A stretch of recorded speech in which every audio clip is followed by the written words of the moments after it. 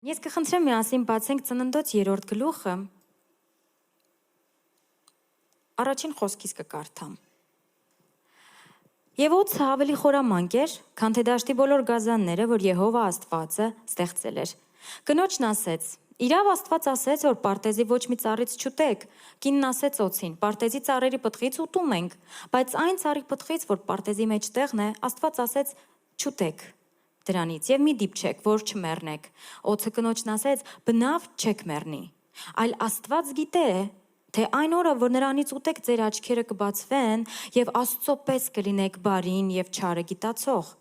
Կինը տեսավ, որ ծառը լավ էր ուտելու համար, հաճելի էր աչքերին, փափագելի ծառը նայելու համար, առավ պտղից կերավ եւ իր մարդուն էլ տվեց, նա էլ կերավ, նրանց աչքերը բացվեցին եւ գիտացին, թե մերկ են։ 9-րդ խոսքից. Եվ Եհովա Աստվածը կանչեց Ադամին եւ ասեց. Ուր ես։ Նա ասեց. Քո ձայնը լսեցի պարտեզում, վախեցա, որովհետեւ մերկ էի, թակ կացի։ Նա ասեց. Ով պատմեց քեզ, թե դու մերկ ես։ Արդյոք այն ծառից, որի համար պատվիրեցի, որ նրանից չուտես, կերար։ Ադամն էլ ասեց. այն կինը, որ ինձ տվեցիր, նա ինձ տվեց այդ ծառից, ես էլ կերա։ Եհովա Աստվածն ասեց կնոջը. դա ինչ ես արել։ Կինն էլ ասեց. օձն ինձ խաբեց եւ ես կերա։ Եհովա Աստվածն ասեց օձին. որովհետեւ արիր այս, դու անիծյալ լինես բոլոր անասուններից եւ դաշտի բոլոր կենդանիներից, փորիդ վրա գնաս եւ հող ուտես կյանքիդ բոլոր օրերում։ Եկեք մի րոպե խոնարհենք մեր գլուխները։ Տեր, մենք շնորհակալություն ենք հայտնում քեզ, քո թանկ ներկայության համար։ Թող քո անունը սուրբ լինի այսօր, այստեղ, այս վայրում։ Թող Քրիստոսը հավատքով բնակվի մեր սրտերում։ Եվ մենք սիրով արմատ գցած եւ հաստատված լինենք այստեղ։ Թող այս խորանում Տեր սուրբ ձեռքեր բարձրանան դեպի քեզ սրբության զարդարանքով, որովհետեւ անգամ գեղեցկությունն ունի սահման եւ սահմանում այն է սրբությունը։ Ուստի Սուրբ Հոգի խնդրում ենք քեզ, օգնիր մեզ պատվել նրան, ով արժան է առնելու լավագույն պատիվը, օգնիր մեզ փառաբանել նրան այնպես, ինչպես արժան է նրան փառավորվել։ Ու չնայած անգամ մեր անվերջանալի ինչուներին ու անհասկանալի ինչպեսներին խնդրում ենք քեզ Տեր, հանդիպիր մեզ այսօր։ Եվ մենք բոլոր սուրբերի հետ միասին թող այսօր հասկանանք Քրիստոսի սերը։ Թող հասկանանք այդ սիրո մեծությունը, բարձրությունը, երկարությունը, լայնությունն ու խորությունը։ Թող ճանաչենք Քրիստոսի սերը, որ բոլոր գիտություններից գերազանց է, եւ լցվենք աստվածային ամեն լիությամբ։ Ուստի այսօր մենք նոր օգում ենք մեր նվիրումը քեզ։ Ու նորից հանձնում ենք մեր կյանքերը քեզ ինչպես կտավ, համոզված լինելով, որ մեր կյանքի վերջում դու նկարելու ես Քրիստոսի պատկերը։ Քեզ լինի փառք, խոնարհում, երկրպագություն, ով ամենօրհնյալ, Հայր, Որդի եւ Սուրբ Հոգի։ Ամեն։ Ամեն։ Սիրելիներ, մեզ համար բավականին հայտնի, բավականին շատ քարոզված մի հատված Աստվածաշնչից, երբ օձը խաբում է կնոջը եւ նրանք ուտում են, Ադամը եւ Եվան ուտում են այդ պտուղը, որից հետո նրանց աչքերը բացվում են, որովհետեւ նա ասում էր, որ դուք կլինեք Աստծո նման։ Սկզբից տպավորությունն այնպիսին էր, որ կարծես թե մեղք գործելուց հետո իրենք պետք է գարշելի տձև դառնային, որովհետև այդպիսին էր, չէ՞, կարծես բնութագիրը, դուք Աստված ասել է կմեռնեք ու իրենք է պատկերացնում էին, այդ ինչ պետք է մեզ հետ լինի, բայց նրանք ուտում են պտուղը ու իրենք չեն տգեղանում, ամեն դեպքում գարշելի չեն դառնում, իրենց աչքերն են բացվում։ Կարծես թե իրենք նման էին արդեն Աստծուն, իրենք պիտի որ իմանային այս ճշմարտությունը, որովհետև Աստված Ծննդոց առաջին գլխում ասում էր սկզբում Աստված ստեղծեց երկինք, երկիր, ամեն, երկիրը անձև ու դատարկ էր, Աստծո հոգին շրջում էր, Աստված ստեղծեց բուսական, կենդանական աշխարհ, ջրեր, օվկիանոսներ, լուսատուներ ու ստեղծեց մարդուն ու նաև հանգստացավ, որովհետև ասեց մեր պատկերով ու նմանությամբ մարդ ստեղծենք, բայց գալիս է օձը ու ասում է դուք Աստծո նման կլինեք։ Եթե ուտեք, դուք չեք մեռնի։ Հետևաբար ինչի մասին է խոսքը այստեղ, սիրելիներ, ինչու մենք կարդացինք այս հատվածը, որովհետև խոսքը ֆիզիկական մեռնելու մասին չէ, ֆիզիկական նմանության մասին չէ, ասում է դուք նրա նման կլինեք բարին եւ չարը գիտացող։ Կատարյալ վայրում, պարտեզում Աստված ստեղծել էր ամեն ինչ վայելելու համար, իրենց ուղղակի պետք էր վայելել։ Ու ընդամենը մի օրենք, մի կանոն, մի չանես, ընդամենը մեկը, ծառից չուտես։ Ու մեր նախնիները չկարողացան այդ մեկը ընդամենը պահել։ Ու քանի որ իրենք այդ մի կանոն ընդամենը չկարողացան պահել, դարեր ու հազարամյակներ շարունակ, երբ մենք նայում ենք մեր օրերը, եկեք բացենք ցանկացած երկրի օրենսդրություն, սահմանադրություն ու տեսնենք ինչքան օրենքներ կան, իրենց ենթակետերով, ենթավեռնագրերով, հոդվածներով, ու եկեք չասենք, որ մենք եթե լինենք, մենք տենց բան չենք անի, մենք անգամ հասարակ վարորդական իրավունքներն ենք խախտում։ Ամեն։ Այնպես որ կարծես մարդուն բնորոշ է, հարիր է սա, այդ խախտումը անելու process-ը, բայց հարցը նրանում էր, երբ սատանան ասում էր, որ դուք կլինեք Աստծո նման, ինչ նա նկատի ուներ, սա էր, որ քեզ պետք չի լինի, որ ինչ որ մեկը քեզ ասի, «Էս մի արա, էս մեկն արա»։ Դու Աստծո նման ես, դու ես սահմանում քեզ համար։ Դու ես ասում, եթե ինձ հաճելի է այս բանը, իմ քիմքին հաճելի է, ինձ դուր է գալիս, ես որոշեցի, որ սա բարի է ինձ։ Այսինչ բան ինձ այնքան դուր չի գալիս, ինձ մարդ ինձ դուր չի գալիս, ես որոշեցի, որ դա չար է ինձ համար։ Սատանան ասում է, դու ես քո գլխի տերը։ Դու կլինես բարի ու չարը քեզ համար սահմանող։ Ու այդպես էլ եղավ, այսօր մենք ենք օրենքները գրում։ Ու էլի շփոթվում ենք ու էլի ձախողվում ենք։ Եկեք համաձայնվենք, որ անկատար է բոլոր օրենսդրական համակարգերն այսօր որ գործում են ամբողջ աշխարհում, որտեղ կա օրենք, խոսքն ասում է այնտեղ կա նաև օրենքի խախտում։ Այսինքն մեկ օրենքը պահել չկարողանալու պատճառով այսօր մենք հաշվի ենք առնում, հաշվի ենք նստում բազմաթիվ օրենքների հետ էլի ձախողվելով։ Սատանայի ասածն այլ էր, այս էր, դու եղիր քո Աստվածը։ Դու Աստծո նման ես, դու Աստված ես, տեղովդ մեկ։ Քեզ ինչի՞ տա պետք Աստված։ Քեզ ինչի՞ տա պետք, որ ինչ-որ մեկն ասի, «Էս ինչը մի արա, այն մեկը արա»։ Դու կաս այդքան, որ դու որոշես։ Տարիներով հիմնականում եկեղեցի եկող հավատացյալներ նկատել եք շատ անգամ, ինձ պետք չէ, որ հովիվը էս ինչ բան ասի։ Ես հասկանում եմ այդքանը։ Ինչ է իմ ավագը անընդհատ էս ինչ բանի վրա խոսում։ Ես կարողանում եմ տարբերել, շատերս ասում ենք։ Ինձ պետք չի դա, ու սատանան այդպես նուրբ, այդպես կամաց մեր ականջին շշնջում է, դու կաս այդքան, դու այդքան փորձառություն ունես, դու այդքան աղոթում ես, ծոմ ես, պահում, դու էլ կաս այդքան, դու Աստծո զավակ ես։ Քեզ պետք չի, որ ինչ-որ մեկը քեզ ասի, դու սահմանի քեզ համար բարին ու չարը։ Ու ամեն անգամ սիրելիս, երբ դու կբռնացնես քեզ այս իրավիճակում, իմացիր, որ դա Աստծուց չէ։ Որովհետև այս ձեռագիրը արդեն տեսնում ենք այստեղ։ Սատանան ասեց, դու եղիր քո Աստվածը։ Այո, դու նրա պատկերով նմանությամբ ստեղծած, բայց դու էլ ես, չէ, Աստված։ Սատանան ինչ էր անում, ինքն անմերեն ինչ-որ իրանով էր անցել արդեն, ինքն էլ այնքան գեղեցիկ ու կատարյալ էր, արուսյակը, լույսո հրեշտակ, որի մասն ասում է Աստվածաշունչ, որ ասեց, Աստծուց 5 եմ պակաս։ Ու մի վայրկյանում նա դարձավ սատանա։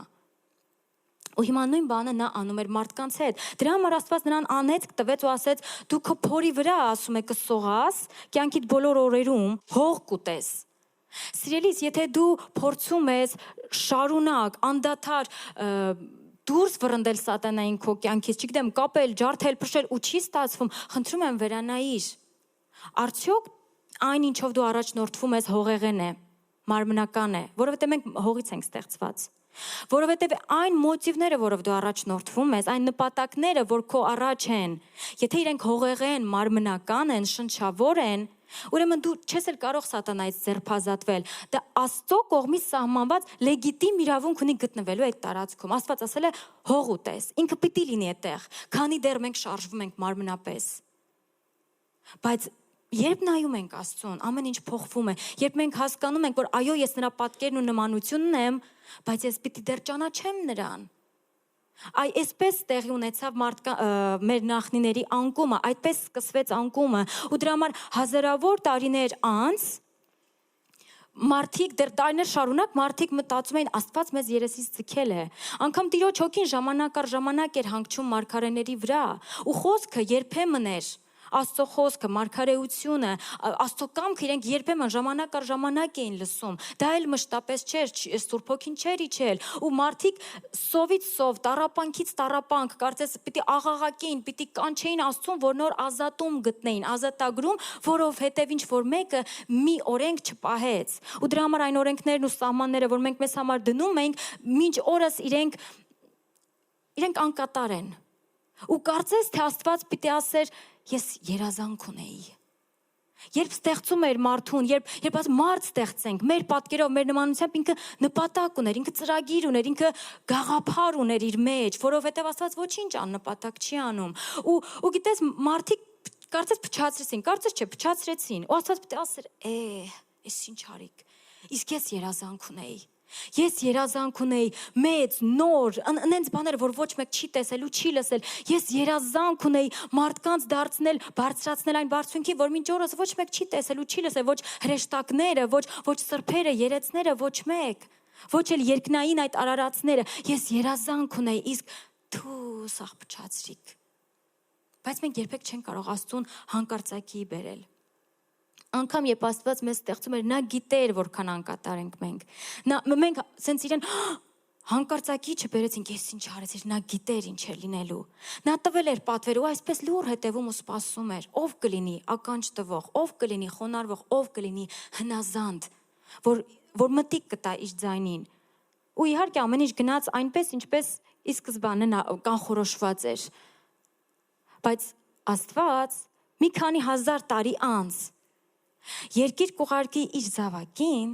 որը կկանգնի ժողովրդի մեջ ու կասի Տիրոջ հոգին ինձ վրա է։ Տիրոջ հոգին ինձ վրա է, ասում է նա, եւ նա օծել է ինձ։ Տերն ինձ օծել է, ուղարկել է ինձ աղքատներին ավետիք տալու, կոտրած սիրտ ունեցողներին բժշկելու, գերիներին ազատություն հրատարակելու, կապյալներին արձակում, Տիրոջ համար ընդունելի հրատարակելու, Տիրոջ ընդունելի տարին։ Ու այնտեղ մարդիկ հավաքված ասում էին, այս ինչ է կատարում։ Հիսուսը փակեց գիրք, ասեց, այս խոսքերը այսօր կատարվեցին, իրագործվեցին ու բոլորը զարմացած ու ապշած են, ինչի մասին է խոսքը։ Մենք Մեսիային ենք սպասում, որ գա, մեզ ազատի, մեզ փրկի, մեր ցավից, մեր դարդից, մեր պրոբլեմից։ Որովհետև ոչինչ նոր չէ արեկակի տակին, ինչպես այսօր, այնպես էլ այն ժամանակ մարդիկ տառապանքի տակ էին, այն օրից սկսված, երբ մենք խախտեցինք օրենքը։ Ամեն, ու մարդիկ հարցեր ունեն, ինչպես, այդ ինչպես կարող է լինել, երբ մենք սպասում ենք Մեսիային, իսկ դու եկել ես ու այսպիսի բաներ ես ասում։ Մատթեոս 22-րդ գլխում Հիսուսին հարցնում են, ասում են, լավ, այսքան օրենքներ մենք ունենք, այսքան ավանդույթներ անգամ ունենք եւ հիմա մենք գտնում ենք հռոմեական կայսրության ներքո ու իրենց կողմից նույնպես ճնշվում ենք, իրենք էլ իրենց օրենքներն են մեզ վրա դրել։ Մի հատ էլ ուզում են, որ հարկ մուծենք։ Դու ասա, որ ասում ես Տիրոջ հոգին քեզ վրա է, ուրեմն ասա, հարկ տանք կայսրին, թե չտանք։ Հիսուսն էլ պատասխանում է, ում գիրն է այդ դրամի վրա, ասում են կայսրինն է։ Հիսուսն ասում է կայսրին ուրեմն տվեք։ Իսկ Աստծունը Աստծուն։ Մի րոպե, ոնց տամ ես Աստծուն, Աստծո դեմքը ոչ ոք չի տեսել։ Ոչ մեկ չգիտի Աստված ինչ պատկեր ու նմանություն ունի։ Մի րոպե, արդյոք դու ուզում ես ասես, որ անգամ մեր մեղքերից հետո էլ, անգամ այդքան Աստծո սիրտը վշտացնելուց հետո էլ մենք դեռ ունենք Աստծո պատկերն ու նմանությունը։ Եթե ես եմ իր պատկերն ու նմանությունը, ուրեմն ես ինձ պետք է տամ Աստծուն։ Ուրեմն ես Աստծունն եմ, ուրեմն ես չեմ իմ գլխի տերը։ Ուրեմն Աստված կա երկնքում։ Ու կշարունակենք, ասեն լավ, որը դա այդպես է, մեր ավանդույթներից ուրեմն ասա, մենք այդքան ավանդույթներ ունենք, Մովսեսի ձեռքով մեզ հասած, որը պահում ենք, որ կան որոշները, որոնցում ձախողվում ենք, ուրեմն ասա այդ բոլոր պատվիրանքներից ամենամեծը որն է։ Ու Հիսուսը կսկսի այս խոսքերով։ Մարկոսի ավետարան 12:29 ասում է. լսիր, ով Իսրայել, լսիր, ով իմ ժողովուրդ, նախ եւ առաջ սկսիր լսելուց։ Եվան լսեց օձին ու իր մեջ հավատք եկավ, ու ինքը հավատաց նրա ասածին, ու ինքը համոզվեց դրանում ու սխալվեց, որովհետև խոսքն ասում է հավատքը լսելուց է։ Իսահակը իր ծերության օրոք, թեկուզ խոսմունքի զավակ էր, նրա աչքերը կուրացած էին, ու նա ուզում էր օրհնել իր երկու որդիներից մեկին, ում ինքն էր ուզում։ Երբ իր մյուս որդին ներս մտավ, ասեց, այո, ես Եսավն եմ, ասեց, ձայնը Հակոբինն է։ Նրա լսելիքը իրեն չէր խաբում։ Դրա համար Ղուկասի ավետարանը կասի, տեսեք, թե ինչպես եք լսում։ Այո, նրա աչքերը չէին տեսնում, բայց երբ նա շոշափեց, երբ նրա հոտոտեց, դա իրեն շփոթեցրեց։ Դա իրեն արդեն ծուղակը գցեց, բայց իր լսելիքը ճիշտ էր, ասում էր ձայնը Հակոբինն է։ Երբևէ եղել է, որ օրինակ եկեղեցու որևէ անդամի հետ, որ այսպես ասած մենակ բարև բարլուս լավ հարաբերությունների մեջ ես, մեկ էլ հանկարծ այդ մարդը դառնում է քո աչքի ցավը։ Ուժ բարձրակցեմ։ Հանկարծ ոչ մի չի եղել, դուք առանձնապես ուրիշ հարաբերություններ էլ չեք ունեցել, որ ինչ որ խնդիր լինի ձեր միջում։ Սիրելիս, ում ես ականջ տվել։ Ինչ է մտել քո ականջ, որովհետև գիտես կարող այդ մարդը այսօր խոսի, վաղը այդպես հանգիստ կանգնի, բայց դու վնաս ես քաշելու, որովհետև դու հավատալու ես նրան, ինչին անգամ ականատես չես եղել, ու վնաս ես քաշելու, տես թե ինչպես ես լսում։ Դրա համար ամենամեծ պատվիրանքը ո՞րն է, Հիսուսն ասաց՝ լսիր։ Նախ եւ առաջ լսիր։ Մեր Տեր Աստվածը մեկ Աստված է։ Այլ խոսքով դու Աստված ունես։ Ով Աստծո ժողովուրդ, դու Աստված ունես։ Այն որ սատանան քեզ ասում էր, դու իր նման կլինես, դու իր նման ես, չէ, դու չես։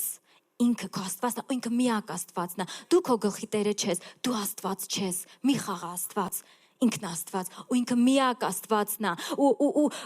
Ու կասես, լավ, բա այդքան ձախողվել եմ, այդքան ընկել եմ, այդքան սխալներ եմ գործել, ինչ անեմ, որտեղից սկսեմ, եթե դու ասում ես, որ նա միակ Աստվածն է, իսկ ես ամեն դեպքում սխալվել եմ, սկսիր ամենասկզբից, ամենասկզբից, որն է ամենասկիզբը։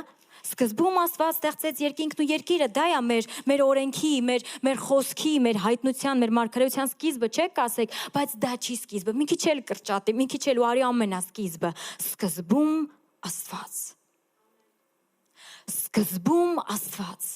Մինչև թե Աստված կարարեր, կստեղծեր ու կպատմեր, որ իր հոգին սավառնում էր անդունդների վրա, սկզբում Աստված։ Ամեն ինչի սկզբում Աստված։ Ձախողվեցիր, վազիր Աստծո մոտ։ Դավիթը կասի միայն ու միայն քո առաջին եմ մեղ գործել։ Անառակ որդին երբ վերադարձավ հոր մոտ, ասաց մեղանչել եմ երկնքի դեմ ու քո առաջին, այսինքն սկզբում Աստված։ Ձախողվել ես ինչ որ հարցերում, ինչ որ ծրագրեր ես կազմել ու չի ստացվել, սկզբում Աստված, հարցրու Տիրոջ բերանը։ Ուրախության ու հաջողության մեջ ես, սկզբում Աստված, դուր նրան փառքը, ունեցվածքը ու հաջողությունը եկել հասել է քեզ, սկզբում Աստված, տասանորդը չմոռանաս տալ նրան, քո բոլոր երախայրիներից, քո բոլոր ունեցվածքից ու հարստությունից պատվիր նրան, որովհետև սկզբում Աստված։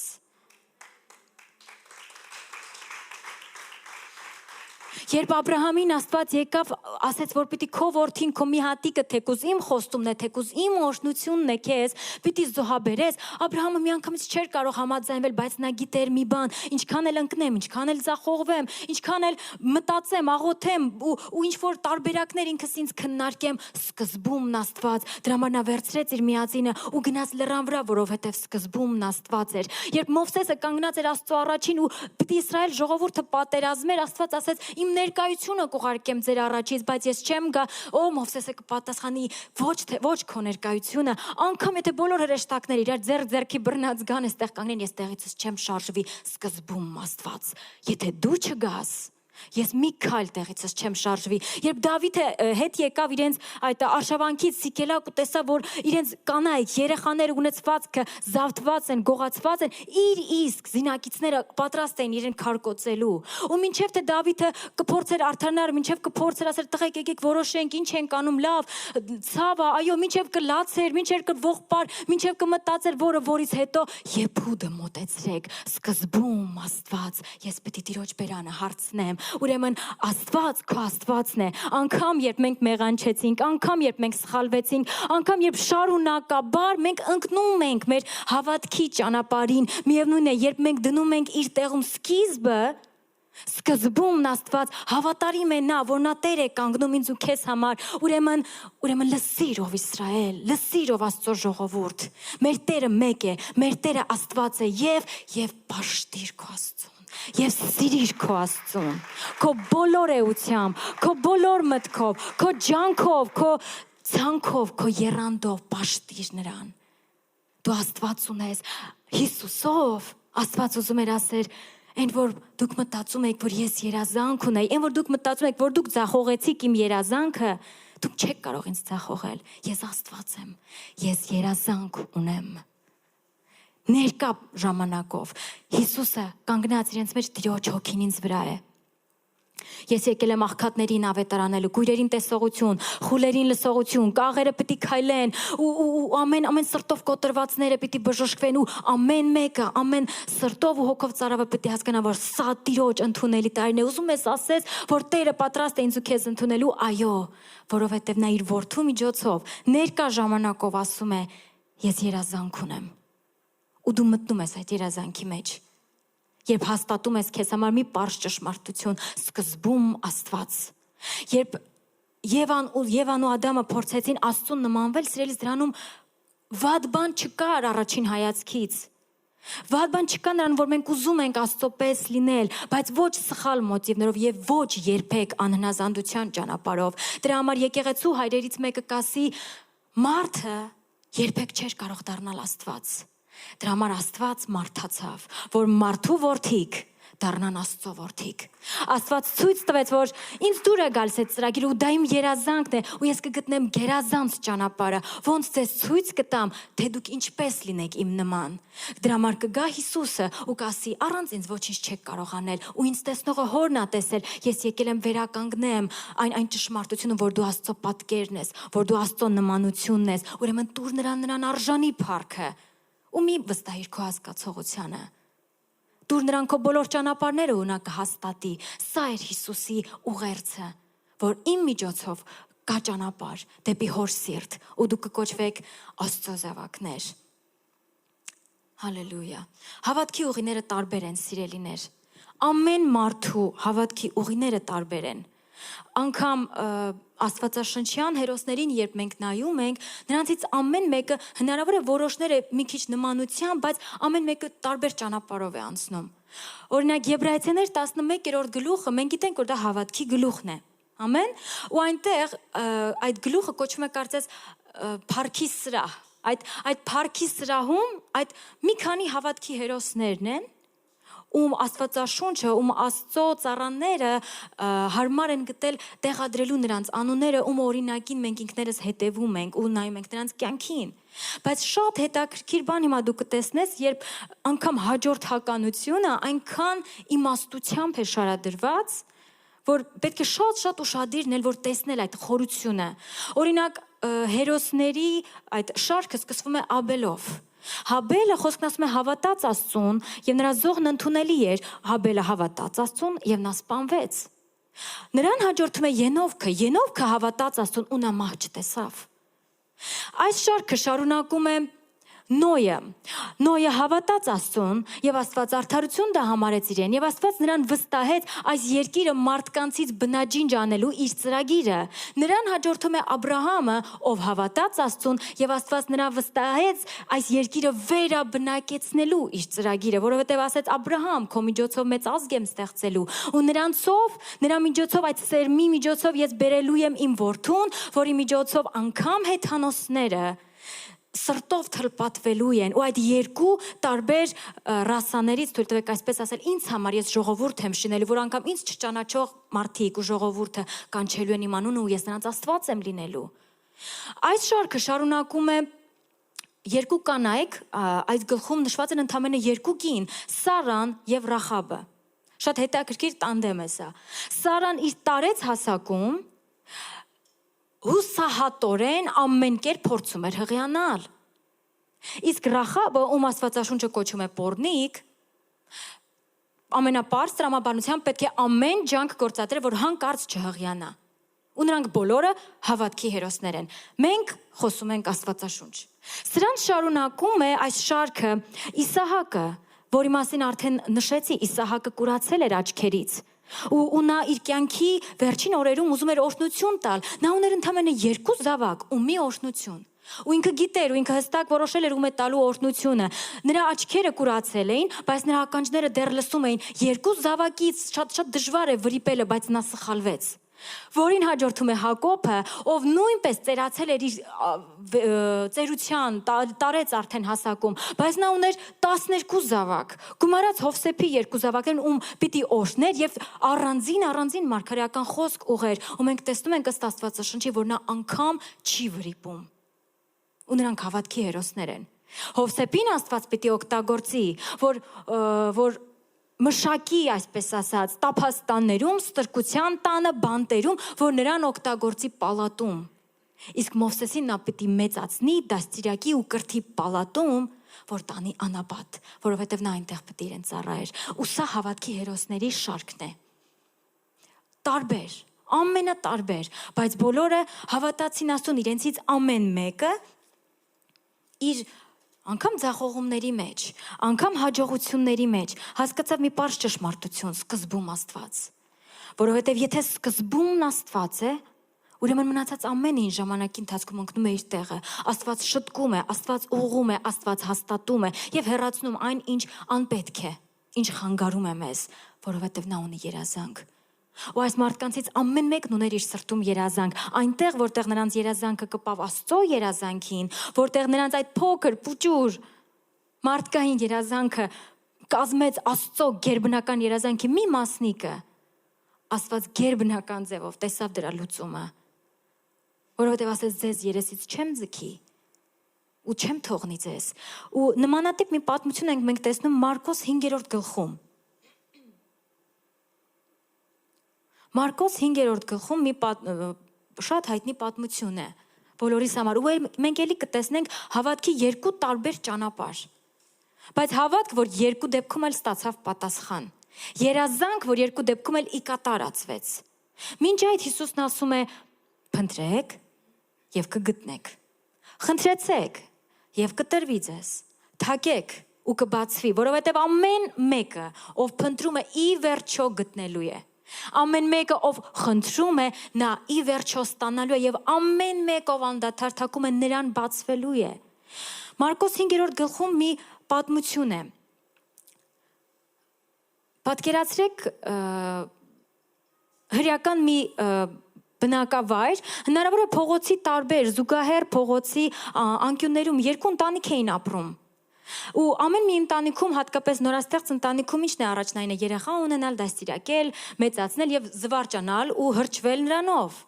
Մի ընտանիքում աղջիկ երեխա է ծնվում ու ծնողները ուրախանում են նրանով օրեցօր, նրա առաջին քայլերով, նրա լեզվի թոթովանքով ու երազանքներ են շինում նրա հետ։ Մյուս ընտանիքում ոչ միայն երեխա ունենալու բաղձանքը չի կատարվում, այլ այդ կինը հիվանդանում է։ Ու ժամանակի ընթացքում նա կորցնում է իր ընտանիքի անդամներին, ամուսինն է իրենից հեռանում, նա ծախսում է իր տան ամբողջ ունեցվածքը, որպեսզի այդ հիվանդությունից բժշկվի, բայց չի գտնում որևէ լուծում։ Ու այդպես տարիներ են անցնում։ Այս երկու ընտանիքը հավանաբար չէին էլ ճանաչում իրար։ Թեպետ իրենք նույն տարածքում էին ապրում, հավանաբար զուգահեռ փողոցներում էին ապրում։ Ու այդպես անցնում են տարիներ։ Այս կինը տարեց փնտրում է, երկ չի գտնում, դեղեր, դեղորայք, ամեն տեղ, ամեն ձև փորձում է բուժում ստանալ իր հիվանդությանը, բայց չի ստացվում, փնտրում է ու չի գտնում։ Մյուս ընտանիքում կարծես միայն ուրախություն ու հրճվանք էր, մյուսում կարծես միայն վիշտ ու ցավ։ Ու այդպես անցնում է 5, 10 ու 12 տարի։ 12 տարի է անցնում։ Եվ այդ 12 տարին լրանալուն պես մի հետաքրքիր դեպք է տեղի ունենում, ոչ ուրախալի դեպք է տեղի ունենում։ Ու այս երկու իրարից տարբեր, կարծես իրար չճանաչող, կարծես իրարից ակամա ճակատագրերը, որ իրենք իրենց առանձին երազանքներն ունեին, իրենք պիտի հանդիպեն։ Իրենք պիտի հանդիպեն մի կետում։ Իրենք պիտի հանդիպեն մի անձնավորության մեջ, ու մեջ էր աստվածության ամբողջ լիությունը, ով ոչ թե ասում էր ես երազանք ունեի, այլ ասում էր ես երազանք ունեմ։ Ու այդ ունեիները պիտի հանդիպեին ունեմին, ով ասում էր ես եմ, որ եմ, ես ներկա ժամանակով եմ, ես անցյալում չեմ, ես ապագայի մասին չեմ խոսում, թեպետ ապագան իմն է, ես հիմա եմ, ես այստեղ եմ։ Ու ես երազանք ունեմ։ Ու այս երկու իրարից տարբեր մարդիկ պետք է հանդիպեին այդ հատման կետում, որի անունն էր Հիսուս։ Աստծո գերագույն երազանքը, աստվածության ամբողջ լիությունը երկրի վրա։ Ու այս կինը իրեն հավանաբար հարց էր տալիս ու ասում էր. «Սա այն մարդն էր, ով ասեց Տիրոջ հոգին է ինձ վրա, ու սա Տիրոջ ընդունելի տարին է, ու ես եկել եմ հիվանդությունից ազատելու, Կարծես թե նա ունի իմ երազանքի պատասխանը, կարծես թե իմ ճակատագրի, իմ ցավի դարմանը նրանում է, կարծես թե իմ ճակատագրի լուծումը նրանում է, ու նա ասում էր փնտրեք գտնեք, ես այսքան փնտրել եմ, ու ելի պիտի շարունակեմ։ Ու նա այդ նույն մարդներով կանգնեց ասեց Սոդոմի ու Գոմորի ժողովուրդը ապաշխարեցին, երբ լսեցին Հովնանի քարոզչությունը, այստեղ Հովնանից էլ մեկն է կանգնած։ Նա ասեց հարավի թագուհին ամբողջ ճանապարհը կտրեց եկավ որ լսի Սողոմոնի իմաստությունը, այստեղ Սողոմոնից մեծն է կանգնած, նշելով հենց ինքն իրեն, չլինի թե նա հենց այն մեկն է, ով ունի իմ պատասխանը։ Ու նա իր այդ փնտրտուքի, իր հավատքի ճանապարհը շարունակեց, առանց կանգնելու, առանց հանձնվելու։ Անկամ շատ ժողովուրդներ էին շրջապատել նրան, բայց նա փնտրտուքի իր այդ ճանապարհը շարունակեց, որովհետև իր մտքում ասում էր միայն եթե դիպչեմ նրան, նա իմ պատասխանն է։ Նա ասեց ես եմ որ եմ, նա ասեց ես պատասխան եմ, ես սիրում եմ։ Ու ես երազանք ունեմ, ու խոսքն ասում է այն պահին, երբ նա կպավ,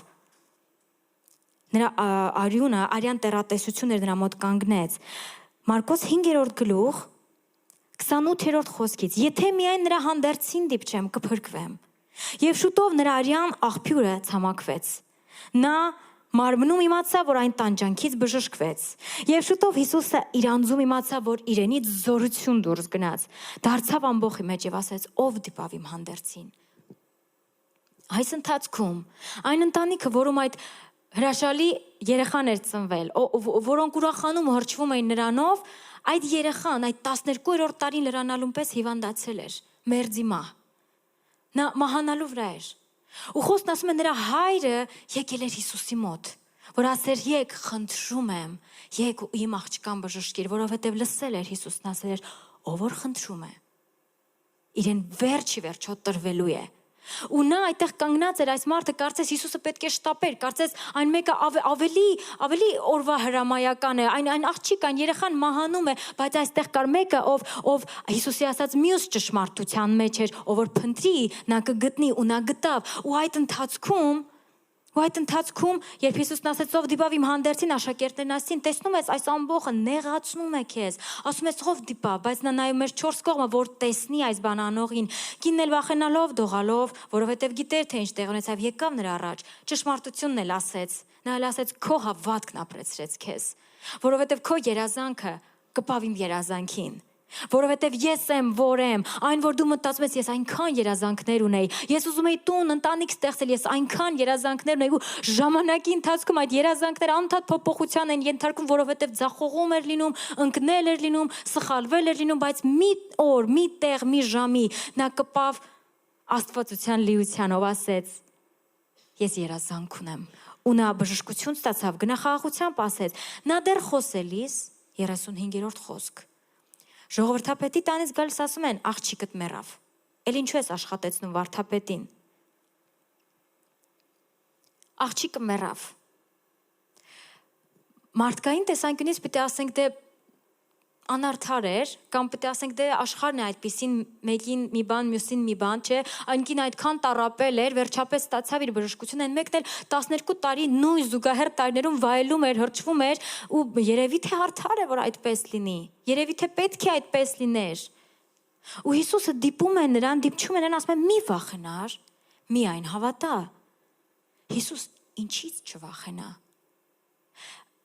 Մինչ այդ, երբ իր աղջիկը դեռ հիվանդ էր, այո ինքը վախ ուներ իր մեջ, բայց ինքը լսել էր քո խոսքը, որ խնդրի նրան կտրվի ու նա եկել էր խնդրելու։ Ու նա ուներ հավատք, քիչ էր, շատ էր, բայց ուներ այդ հավատքը։ Ինչից չվախենա, երեխան մեռած է։ Ինչից չվախենա Հիսուս, միգուցե այդ մարդն էլ ասում էր, այո, ես հասկանում եմ,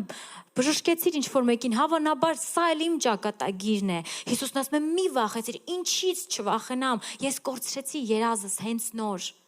Ինչից կոնկրետ չվախենամ։ Ասում են, չէ, տենց խոսքա շատ ուրախության վերջն էլ սուք է։ Երևի սա էլ իմ դեպքն է, բայց Հիսուսը վերցնում է իր հետ 3 աշակերտներին, մտնում է տուն ու ասում է, նա միայն քնած է, Հիսուս։ Անգամ չեմ կարող լսել դա։ Ռաբունին նրանք պետք է հավանաբար ասեին։ Ինչից չվախենամ, ես ինչ ես ասում, ինչ քնած, մեռել է, շունչ չկա նրա մեջ, բայց Հիսուսը դիպչում է աղջկան։ Ու ասում է տալիթա կումի, ով աղջիկ քեզ եմ ասում վեր կաց, ու նա վեր է կենում։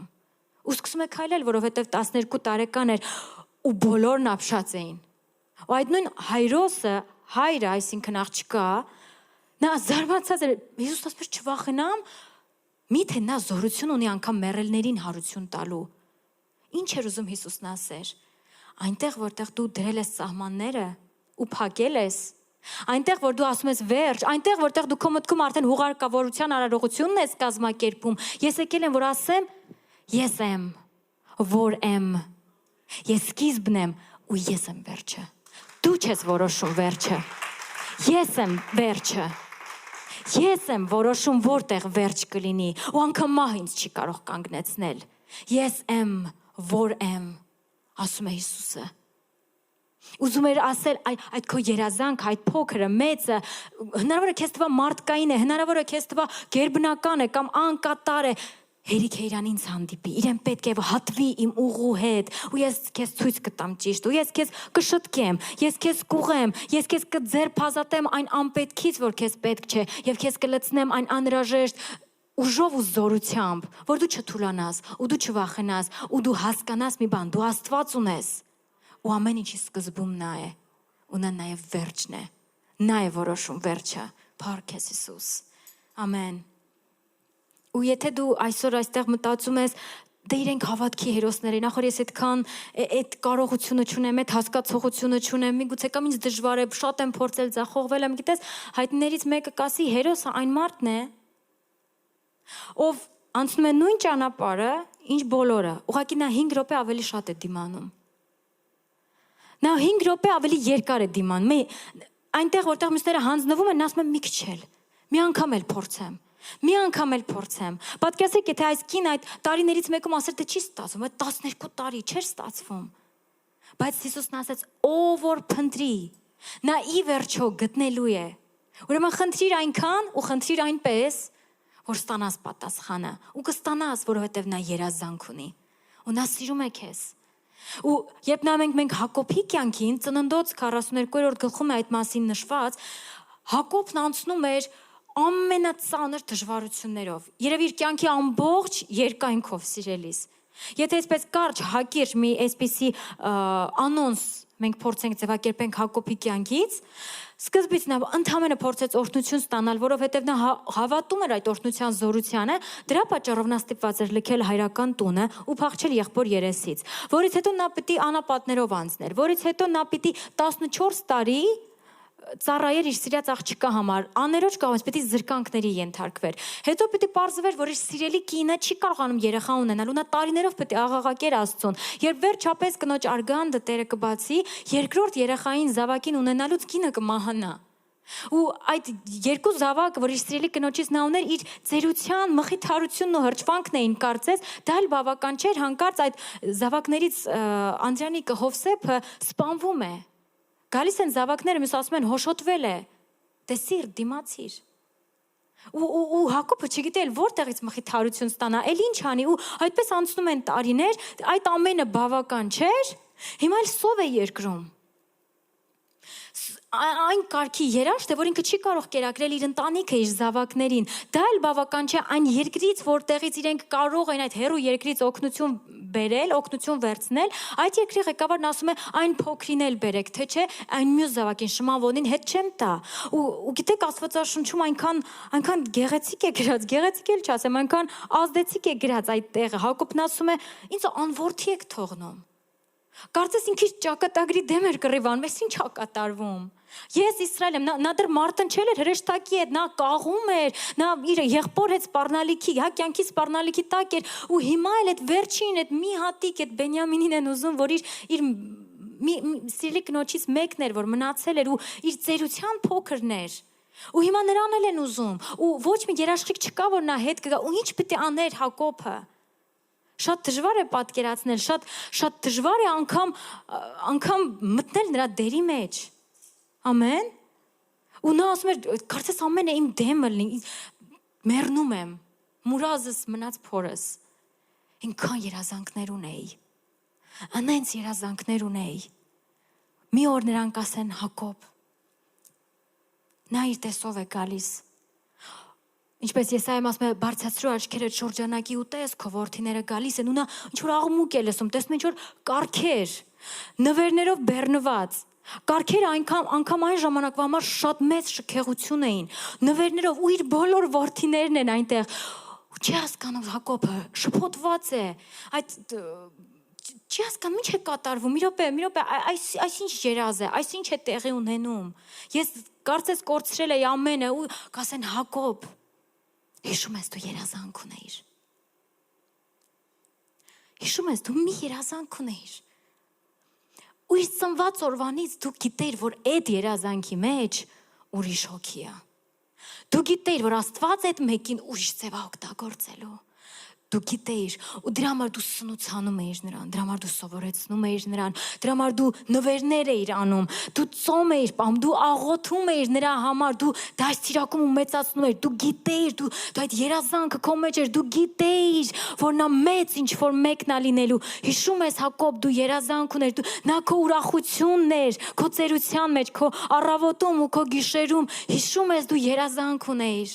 Ու հավանաբար Հակոբը կասի տարան երազանքը, սպանեցին, հոշոտեցին, կողոպտեցին ինձանից։ Էլ չկա, այո, ես ունեի երազանք, ով Հակոբ։ Բարձրացրու աչքերդ շրջանակի ու տես,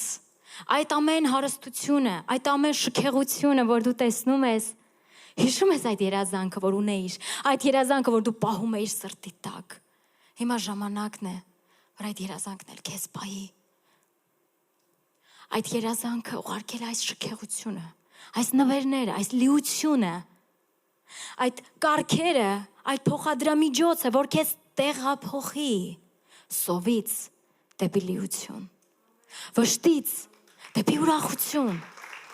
ցավից դեպի բժշկություն, անապատից դեպի պալատ։ Հիշում ես այդ երազանքը, որ դու ունեիր, ուրեմն հիշիր ու լսիր։ Ես եմ, որ եմ, ու ես երազանք ունեմ։ Երբ ես հասկանալու, միթե չգիտես, որ հավիտենական Աստված է Եհովան։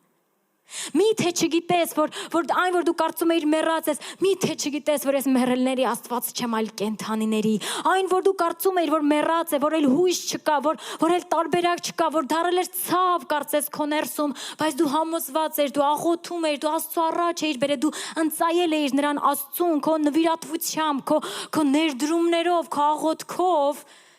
Այն ժամանակ, երբ դու կարծում էիր ինքը էլ գոյություն չունի, ես նրան սնուցանում էի, ես նրան զինում էի, ես նրան պնդացնում էի, ես նրան ուժովացնում էի, ես նրան բարձրացնում էի, որովհետև հիմա ժամանակն է, որ այդ երազանքը քեզ պահի։ Միթե չգիտես, որ հավիտենական Աստված է Եհովան։ Բարձրացրու աչքերդ շրջանակի ու տես, որ ես եմ, որ եմ։ Ասում է Աստված, կանչիր ինձ եւ ես քեզ պիտի պատասխանեմ եւ ես քեզ պիտի մեծամեծ ու անհասանելի բաներ իմացնեմ, որ դու չգիտես։ Վասնզի Աստված է, որ ներգործում է ձեզանում կամենալն էլ, անելն էլ, իր հաճության պես, ով Հակոբ հասկացիր, որ այդ երազանքը, որ քո ներսում էր, դա քոնը չէր, դա քո պայծառ մտքի, պայծառ երևակայության արդյունքը, արգասիքը չէր, դա իմ երազանքն էր, որովհետև կամենալն էլ, անելն էլ իմն է, ես եմ դնում դա քո մեջ։ Ու ես այն բարի գործը, որ սկսել եմ, ես եմ, որ կատարում եմ, ես եմ քո հավատքի զորագլուխը, ես եմ քեզ բերել այս հավատքի ճանապարհի մեջ, ուրեմն ես էլ կկատարեմ, ես եմ սկիզբը, ու ես եմ լինելու վերջը, այնտեղ որ դու մտածում ես վերջ, ես չեմ ասել վերջ, որովհետև ես եմ վերջը, ու ես հավիտյան կենում եմ ու մնում եմ, ու ես կփրկեմ քեզ, ու ես կնայեմ քեզ, ու ես կողորմեմ քեզ, որովհետև դու ճանաչում ես իմ անունը, ես քեզ հետ կլինեմ նեղության մեջ, որովհետև դու կանչում ես իմ անունը, որովհետև դու ինձ քեզ ապավեն արեցիր, դրա համար ես քեզ Աստված կլինեմ, ու իմ փրկությունը ցույց կտամ քեզ, որ դու ճանաչում ես իմ անունը, ու Հակոբի ուշքը գնում է։ Ու նրան հետ են բերում, նրան գիտակցության են բերում, որ նա հասկանա, Հովսեփը կենդանի է, իմ երազանքը կենդանի է, իսկ ես գիտեի,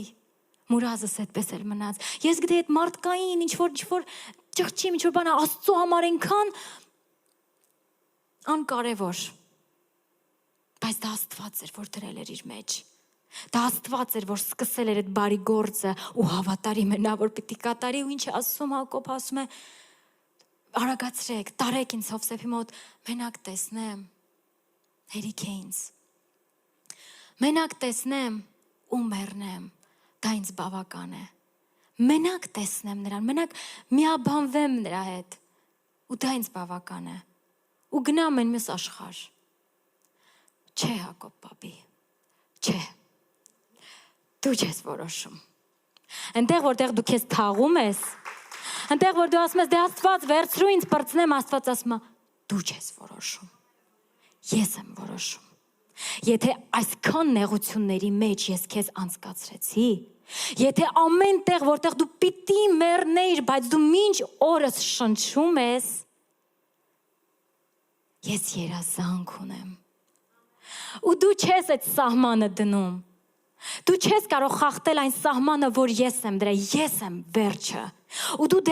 Ու դու դեռ կմիաբանվես քո զավակին, ու դու դեռ շատ երկայն օրեր պիտի տեսնես, ու դու կտեսնես իմ փրկությունը, ու դու կտեսնես իմ շնորհքը, ու դու կտեսնես իմ ողորմությունը քո զավակների վրա, ու նրանց զավակների վրա, ու նրանց զավակների վրա, ու երկայն օրերով կշտացած, հագեցած կմիաբանվես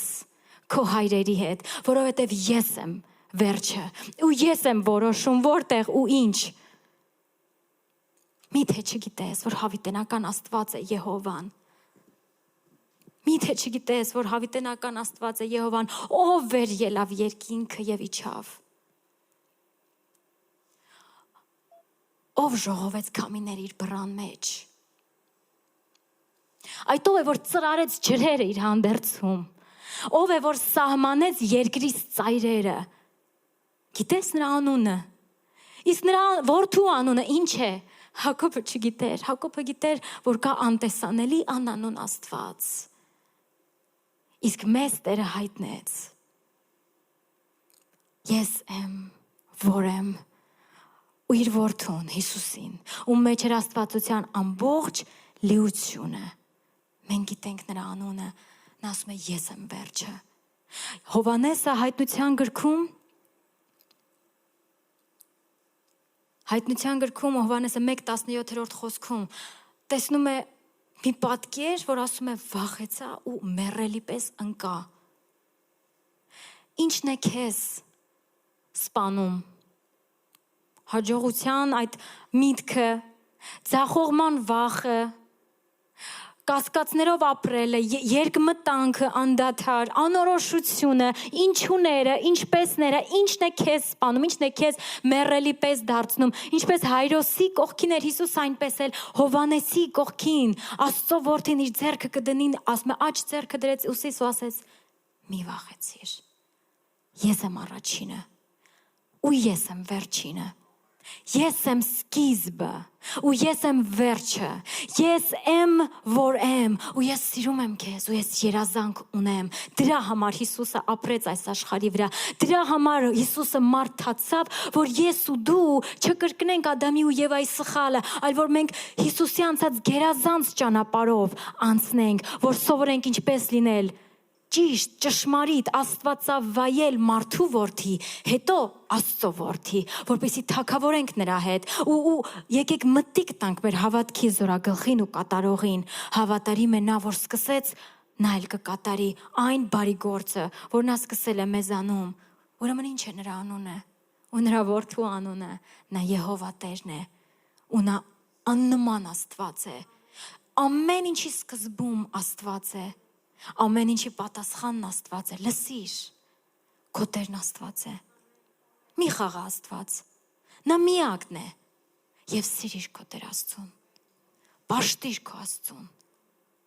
ամեն ժամանակ քո ունեցվածքից, քո զորությունից, քո ամեն իրավիճակներում, անհասկանալի ու հասկանալի, ու ամեն առավոտ երբ կարթնանաս, օրհնիր նրա անունը, օրհնիր տիեզերքի Արարչին, օրհնիր հավիտյան ապրող ու տիրող թագավորին, որ իր առատ ողորմության համեմատ քո հոգին կենթանացրեց քեզանում այսօր էլ, որ հավիտյան է նրա ողորմությունը, ու հավիտյան է, ու մեծ է նրա հավատարմությունը։ Օրհնյալ է նա։ Նրա անունն է Հիսուս, ու նա երազանք ունի։ Դրա համար եկեղեցու հայրերից Օգոստինոս Ավրելիոսը կասի. Կոգնոսկերի էդ իմիտարի ճանաչել նրան, եւ նմանվել նրան։ Ադամի ու Եվայի սխալը նրան էր, որ իրենց թվում էր, որ իրենք ճանաչում էին, ասում իրենք ուզեցին նմանվեն իրան, բայց սկզբում Աստված ճանաչենք նրան։ Եկ ճանաչենք իմ ու քո Աստծուն։ Ճանաչենք Քրիստոսին, ով ապրեց, հրաշքներ գործեց, սովորեցրեց, մահացավ, հարություն առավ ու իր Սուրբ Հոգին որպես դրոշմ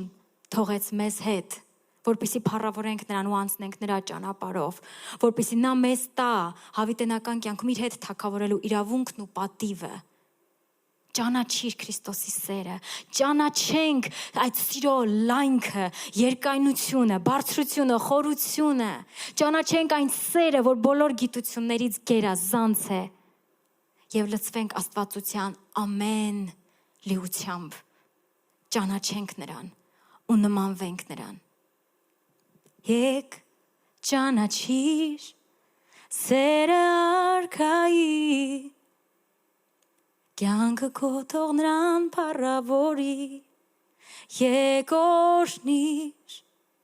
զորավոր Աստծուն, նա է Տերը տերերի, փառաբանիր